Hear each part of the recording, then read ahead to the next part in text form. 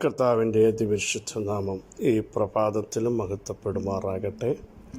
എല്ലാ സഹോദരങ്ങൾക്കും വേഗം വരുന്ന യേശുക്രിസ്തുവിൻ്റെ അതിശ്രേഷ്ഠ നാമത്തിൽ ക്രിസ്തീയ വന്ദനത്തെ അറിയിക്കുന്നു. ഒരു പ്രഭാതം കൂടെ ദൈവം നമുക്ക് ദാനമായി നൽകിയല്ലോ.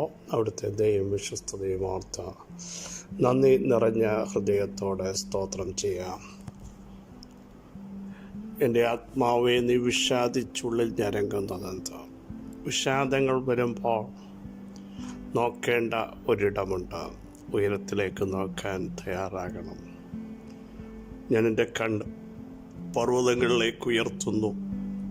എനിക്ക് സഹായം എവിടെ നിന്ന് വരും? എൻ്റെ സഹായം ആകാശത്തെയും ഭൂമിയും ഉണ്ടാക്കിയ യഹോവയെങ്കിൽ നിന്ന് വരുന്നു. കാൽ വഴുതുവാൻ സമ്മതിക്കാത്ത ഇസ്രായേലിൻ്റെ പരിപാലകൻ മയങ്ങാതെ ഉറങ്ങാതെ നമ്മളെ കാവൽ ചെയ്തിരിക്കാൻ നന്ദിയോടെ സ്തോത്രം ചെയ്യാം.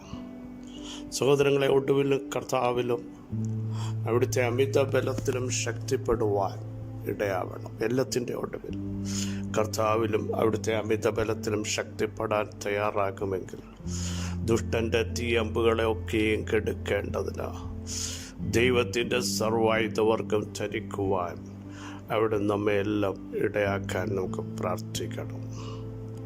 കർത്താവിലും അവിടുത്തെ അമിതബലത്തിലും ശക്തിപ്പെട്ടെങ്കിലേ ഈ കാലഘട്ടത്തിൽ അത്യന്ത ശക്തി ഉണ്ടെങ്കിൽ, അളവറ്റ വലിപ്പമുണ്ടെങ്കിലേ നമുക്ക് നിൽക്കുവാൻ പറ്റുകയുള്ളൂ.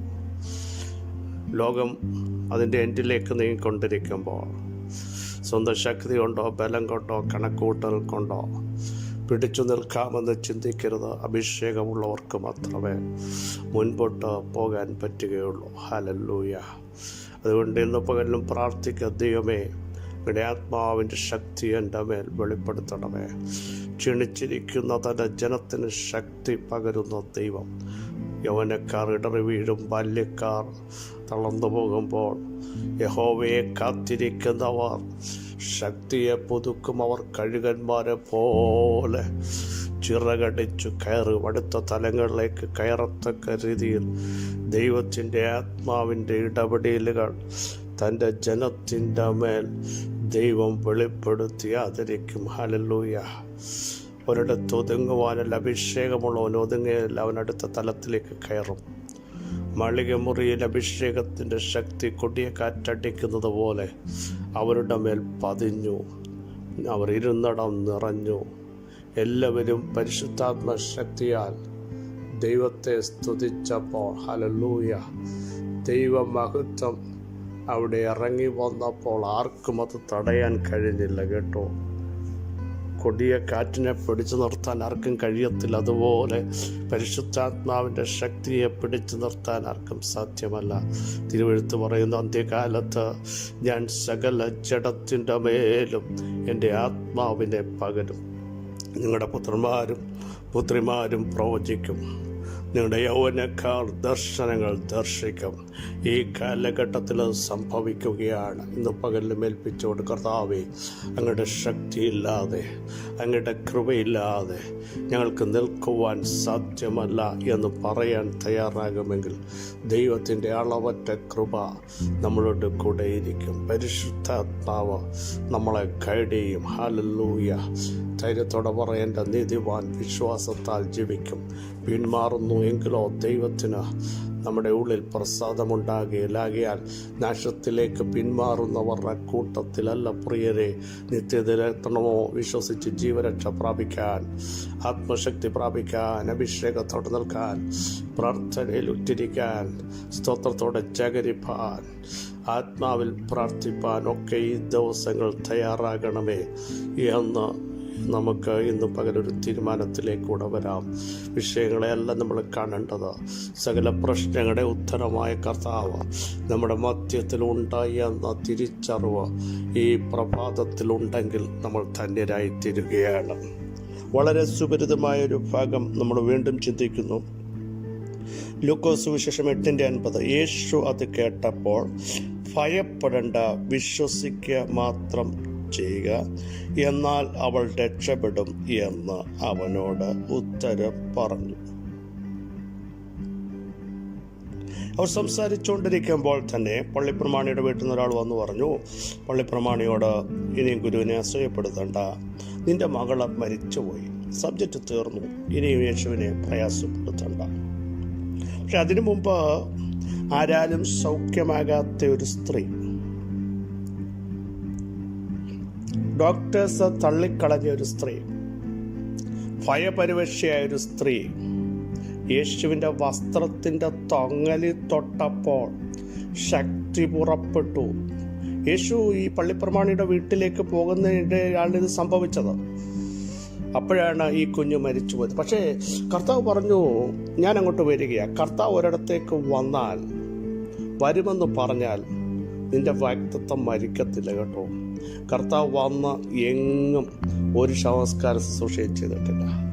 മരിച്ചതിനെ ജീവിപ്പിക്കാനും ഇല്ലാത്തതിനെ ഉള്ളതുപോലെ വിളിച്ചു വരുത്താനും നിന്റെ വ്യക്തിത്വത്തെ എഴുന്നേൽപ്പിക്കാനും മണ്ണിട്ട് മൂടാനല്ല എൻ്റെ കർത്താവ് വന്ന്. വിശ്വസിക്കുക, യേശു നിന്റെ കൂടാരത്തിനകത്തുണ്ട്. നിന്റെ ശരീരത്തിനകത്ത്, നിന്റെ ഹൃദയത്തിൽ യേശുവിൻ്റെ ശക്തി വ്യാപരിക്കട്ടെ. നിന്റെ തലമുറകളിൽ അത് വരട്ടെ. പിശാച് പറയും അത് മൂടും. നോ, ഇവിടെ നോക്കൂ. അതിന് മുമ്പ് നിങ്ങൾ ശ്രദ്ധിച്ചു നോക്കുക. ആരാലും സൗഖ്യമാകാത്ത ഒരു സ്ത്രീ, അതിൻ്റെ 8-ാം അധ്യായം 43, ആരാലും സൗഖ്യം വരാത്തുവാൻ കഴിയാത്തവളായ ഒരു സ്ത്രീ. ഇനി നിങ്ങൾ ആ മർക്കോസ് സുവിശേഷം 5-ാം അധ്യായത്തിൽ നോക്കണം. നമ്മുടെ ചിന്താവിഷയം ഞാൻ പറയുന്നത്, യേശുവിൻ്റെ വസ്ത്രത്തിൻ്റെ തൊങ്ങലെങ്കിലും തൊട്ടാൽ ഞാൻ രക്ഷപ്പെടുമെന്ന് പറഞ്ഞു. ഇവിടെ നാം വായിച്ച ഭാഗവും അതാണ്. നമ്മുടെ കുറിവാക്യം മറന്നുപോലെ 8:50, യേശു ഭയപ്പെടണ്ട, വിശ്വസിക്കുക മാത്രം, എന്നാൽ അവൾ രക്ഷപ്പെടും. ഇവിടെ രണ്ടിടത്തും രക്ഷപ്പെടുക. രക്ഷപ്പെടണമെങ്കിൽ ചെയ്യേണ്ട ഒരു കാര്യം,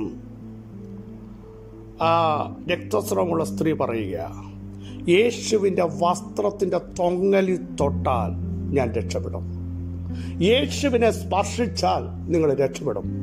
യേശു സ്പർശിച്ചാലും രക്ഷപ്പെടും. ഈ പകൽ ആരാലും സൗഖ്യം വരാത്തതാവാം, എല്ലാവരും തള്ളിയതാകാം, വർഷങ്ങൾ കഴിഞ്ഞതാകാം, കൈവിട്ടു പോയതാകാം, ഇനിയും ഒരു സാധ്യത ഇല്ലെന്ന് പറയുന്നതാവാം.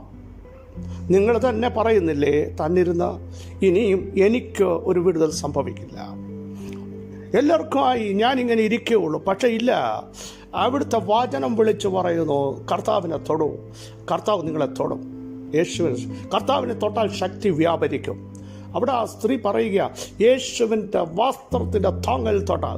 നമുക്ക് തൊങ്ങൽ തൊടാനല്ല, നമ്മൾ മക്കളാണ് യേശുവിനെ തൊടാൻ, യേശുവിനെ സ്പർശിക്കാൻ, അവിടുത്തെ ശക്തി വ്യാപരിപ്പിക്കാൻ ഇന്ന് പകലും അവിടുത്തേക്ക് പദ്ധതിയുണ്ട്. ഒന്ന്, അവിടുന്ന് തൊട്ടാൽ രക്ഷപ്പെടും. ഇവിടെ ലൂക്കോസ് സുവിശേഷം 8:50, വിശ്വസിക്കുക മാത്രം ചെയ്യുക. നോക്കൂ, വിശ്വസിക്കുക മാത്രം ചെയ്യുക, എന്നാൽ അവൾ രക്ഷപ്പെടും. ഒന്ന്, കർത്താവിനെ തൊട്ടാൽ നീ രക്ഷപ്പെടും. 2, വിശ്വസിക്കുക മാത്രം ചെയ്താൽ. ഡെഡ എന്ന് പറയട്ടെ, തീർന്നു എന്ന് പറയട്ടെ. അവർ പറയുമ്പോഴല്ലേ നിന്റെ വിശ്വാസത്തിൻ്റെ ശക്തിയാൽ ഒരുവൻ നിന്റെ മുമ്പിൽ വന്നു നിന്നിട്ട് പറയുന്നു, നീ വിശ്വസിച്ചാൽ നീ രക്ഷപ്പെടും. അല്ലേ?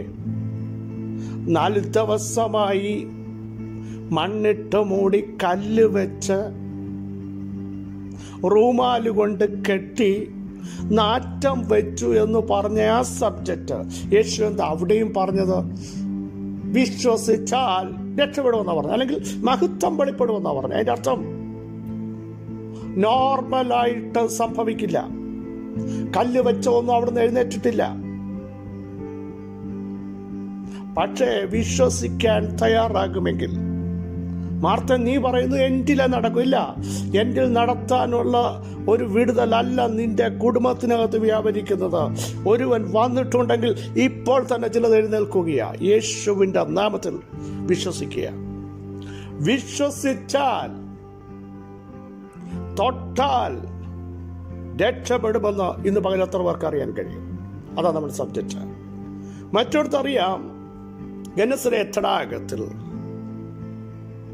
വീശി വീശി കുഴഞ്ഞ് തളർന്ന ഒരു രാത്രി വല കഴുകി വീട്ടിലേക്ക് പോകാൻ തീരുമാനിച്ചപ്പോൾ സംഭവിച്ച നമുക്കറിയാം. പ്രഭാതത്തിൽ യേശു പത്രോസിന്റെ പടകിൽ തന്നെ കയറി. എംറ്റിയായ നിന്റെ പടക, ശൂന്യമായ നിന്റെ പടക, നീ തിരിച്ച് വീട്ടിലേക്ക് പോകാൻ ചിന്തിക്കുന്ന നിന്റെ വിഷയം, ആ പടകിൽ യേശു കയറി സംസാരിക്കാൻ തുടങ്ങി. എന്നിട്ട് പറഞ്ഞു, ആഴത്തിലേക്ക് നീക്കി വലയിറക്കുക. അതിൻ്റെ അർത്ഥം യേശുവിൻ്റെ വാക്കിന് സ്റ്റെപ്പ് എടുക്കാൻ തയ്യാറായാൽ നീ രക്ഷപ്പെടും. ഇന്നലത്തെ ഷോർട്ടേജ് ഇന്ന് പ്രഭാതത്തിൽ മാറാൻ പോകുകയാണ്. എത്ര പേർക്ക് വിശ്വസിക്കാൻ കഴിയും? ഒന്ന്, യേശുവിൻ്റെ വസ്ത്രത്തിൽ തൊടണം, യേശുവിനെ സ്പർശിക്കണം. 2, വിശ്വസിക്കണം. 3, യേശുവിൻ്റെ വാക്കിന് നീ സ്റ്റെപ്പ് എടുക്കാൻ തയ്യാറാകുമെങ്കിൽ, വചനത്തിൻ്റെ ശബ്ദം കേട്ട് മൂവ് ചെയ്യാൻ തയ്യാറാകുമെങ്കിൽ, ഇന്നലെ ശൂന്യമാക്കപ്പെട്ട ഇടത്ത് ഇനിയും എന്തുണ്ടാകുമെന്ന് നീ ചിന്തിക്കുന്ന ഇടത്ത് ഒരത്ഭുത പ്രവൃത്തി ഈ പ്രഭാതത്തിൽ എൻ്റെ ദൈവത്തിന് ചെയ്യാൻ കഴിയുമെന്ന് എത്ര പേർ വിശ്വസിക്കാൻ കഴിയും? അവർ ദൈവത്തിന് സ്തോത്രം ചെയ്തുകൊണ്ടിരുന്നാട്ട് ഇന്ന് പകലത് റിസീവ് ചെയ്യാൻ തയ്യാറാകട്ടെ, യേശുവിൻ്റെ നാമത്തിൽ. ഹല്ലേലൂയ. 4, ധൈര്യപ്പെടുക. യേശു നിന്നെ വിളിക്കുന്നു എന്ന് ബർത്തിമായോട് പറഞ്ഞില്ലേ? ബർത്തിമായി അപ്പോഴും സൗഖ്യമായില്ല, കണ്ണു തുറന്നില്ല. പക്ഷേ യേശു വിളിക്കുന്നു എന്ന് പറഞ്ഞ ആ ശബ്ദം കേട്ടപ്പോൾ ഇവൻ ചാടി എഴുന്നേറ്റു. അപ്പൊ യേശുവിൻ്റെ ശബ്ദം കേട്ട് വിശ്വാസത്തോടെ ചാടി എഴുന്നേൽക്കാൻ തയ്യാറാകുമെങ്കിൽ നിന്റെ കണ്ണ് തുറക്കും. അടഞ്ഞത് ഇന്ന് പകൽ തുറക്കുക. 2, യേശുവിൻ്റെ ശബ്ദത്തിന് കാതോർത്ത് ചാടി എഴുന്നേൽക്കാൻ തയ്യാറാവണം. സാഹചര്യങ്ങൾ നോക്കരുത്. അപ്പോഴും തുറന്നിട്ടില്ല, നീ എഴുന്നേൽക്കുമ്പോൾ നിന്റെ വിഷയം തുറക്കാൻ പോകുക. പ്രാർത്ഥനയോടെ എഴുന്നേൽക്ക്, വിശ്വാസത്തോടെ എഴുന്നേൽക്ക്, അഭിഷേകത്തോടെ എഴുന്നേൽക്ക്. കർത്താവ് ഇന്ന് പകൽ അത്ഭുതം ചെയ്യാൻ പോകുക. എത്ര പേർക്ക് വിശ്വസിക്കാൻ കഴിയും? സർവശക്തനായ ദൈവമേ, സ്വർഗസ്ഥ പിതാവേ, അങ്ങയുടെ വചനത്തിൻ്റെ ശക്തി ഇന്ന് പകൽ തൻ്റെ ജനത്തിൻ്റെ മേൽ അങ്ങ് വെളിപ്പെടുത്തുന്നതിനായി സ്തോത്രം. വിശ്വസിക്കുക മാത്രം ചെയ്യുക, രക്ഷപ്പെടും. വിശ്വസിക്കുക, മഹത്വം വെളിപ്പെടും. തൊട്ടാൽ രക്ഷപ്പെടും. വാക്കിന് സ്റ്റെപ്പ് എടുത്താൽ വലിയ നിറവിന്ന് പകൽ വരുന്നു. യേശുവിൻ്റെ നാമത്തിൽ കർത്താവ് ജനം വിടുവിക്കട്ടെ, ആത്മാവിൻ്റെ ശക്തി വ്യാപരിക്കട്ടെ. ഇന്ന് പകൽ അങ്ങയുടെ വാക്കിൻ്റെ ശക്തി ഞങ്ങളുടെ മേൽ മുഴങ്ങട്ടെ. ദൈവ ശബ്ദം കേട്ട് ചാടി എഴുന്നേൽക്കുവാൻ, ഇനി ഇരിക്കുവാനല്ല, ഇരുത്തിയ ശക്തികളെ ഉടഞ്ഞു കളഞ്ഞെഴുന്നേൽക്കാൻ രാമിത്തബലം ഞങ്ങളുടെ തലമുറയുടെ മേൽ, ഞങ്ങളുടെ പ്രിയപ്പെട്ടവരുടെ മേൽ യേശുവിൻ്റെ നാമത്തിൽ ഇന്ന് പകൽ സ്വർഗം വെളിപ്പെടുത്തുന്നതിനായി സ്തോത്രം. സകല മഹത്വം അങ്ങേക്ക്, യേശുവിൻ നാമത്തന്നെ. ആമേൻ, ആമേൻ, ആമേൻ. ക്രിസ്തുവിൽ വാത്സല്യ സഹോദരങ്ങളെ, ധൈര്യത്തോടെ മുമ്പോട്ട് പോകൂ. ദൈവകൃപ ഏറ്റെടുക്കൂ. കർത്താവ് വചനങ്ങളാൽ സഹായിക്കട്ടെ. ക്രിസ്തുവിൽ നിങ്ങളുടെ സഹോദരൻ പാസ്റ്റർ ബിജു മാത്യു.